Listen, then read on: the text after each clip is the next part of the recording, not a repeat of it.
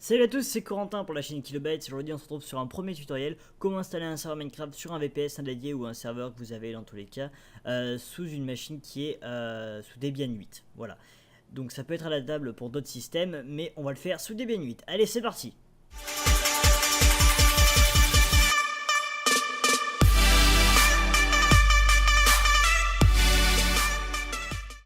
Alors tout simplement, déjà on va créer un répertoire.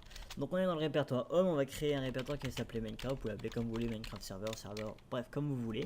On fait un sudo mkdir Minecraft, en l'occurrence je l'appelle Minecraft. Ensuite on va aller dans ce répertoire, cd Minecraft. Et là, on va installer quelques petits packages. Donc ça dépend si vous les avez ou si vous les avez pas. Certains sont quasiment, je crois, toujours fournis de base avec des Debian 8, genre Nano et wget. Mais si vous n'avez pas genre Java et Screen, vous pouvez les installer.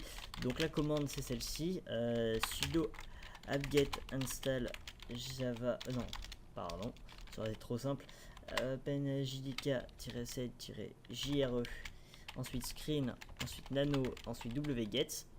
Donc wget pour télécharger les fichiers directement sur votre serveur à partir d'un lien web, nano pour éditer les fichiers à partir de votre terminal, screen pour lancer des sessions de terminal en arrière-plan, donc ça on verra juste à la fin de la vidéo, très pratique pour faire tourner votre serveur en arrière-plan, et OpenJDK, donc en gros c'est Java pour faire tourner le serveur, car Minecraft en plus d'être codé avec le cul est codé avec Java, ce qui empire les choses.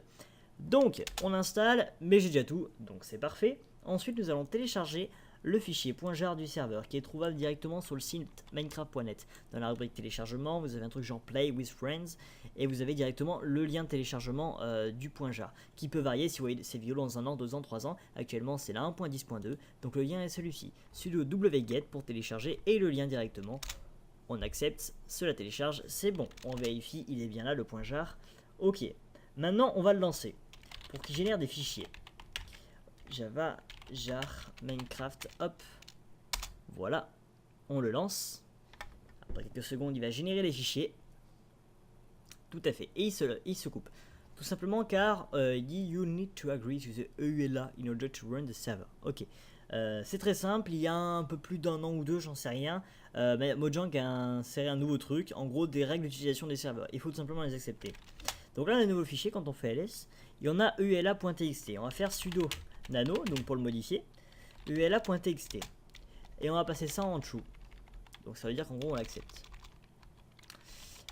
True. Ok. CTRL X pour quitter. O pour oui. Et entrée. Ok, c'est bon, c'est accepté.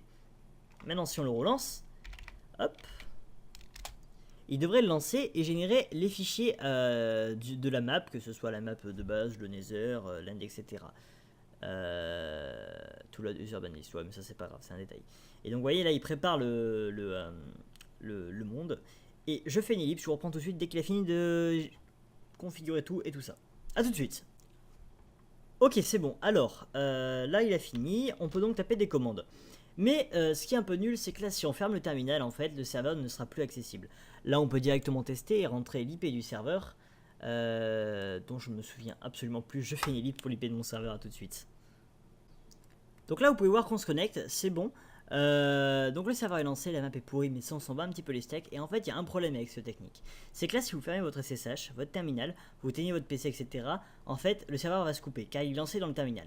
Donc il y a une technique pour parer ça, c'est qu'on va utiliser le package que je vous ai fait télécharger tout à l'heure, qui est le package Screen. En fait Screen va me permettre de créer un terminal détaché, un terminal en arrière-plan, dans lequel on va lancer le serveur. Donc on fait déconnecter, ok, et là on va faire un petit stop pour arrêter tout ça. Maintenant on va utiliser la commande Screen.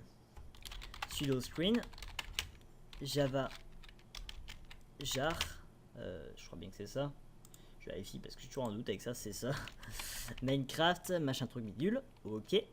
Et là ça va créer un deuxième terminal en arrière-plan où votre serveur va se lancer. Voilà. Ok, c'est impec. Et là en fait vous allez me dire, mais comment je fais pour tourner sur mon terminal normal? Tout simplement vous faites CTRL A, D. Ok, CTRL A plus D, tout simplement.